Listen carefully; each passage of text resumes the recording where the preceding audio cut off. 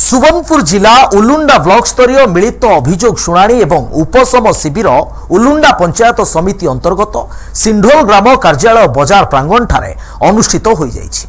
जिलापाल सुवर्णपुर डॉक्टर नृपराज साहू एवं उप आरक्षी अधीक्षक श्री हेमंत राव जुग्म अभियोग शुणाणी शिविर में योगदान करी जनसाधारण विभिन्न आपत्ति एवं समस्या निहत सर्वमोट 51 गोटी पंजीकृत अभियोग दरखास्त ग्रहण करथिले। तन्मध्यरु 34टी दरखास्त व्यक्तिगत रहिथिबा बेले 18टी सामूहिक दरखास्त ग्रहण करा जायथिला।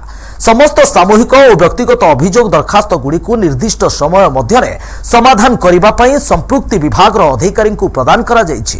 अतिरिक्त गोष्ठी उन्नयन अधिकारी तथा भारप्राप्त गोष्ठी उन्नयन अधिकारी उलुंडा श्री शुभ्रांशु शेखर मलिक तत्वावधान रे अनुष्ठित होइथिला।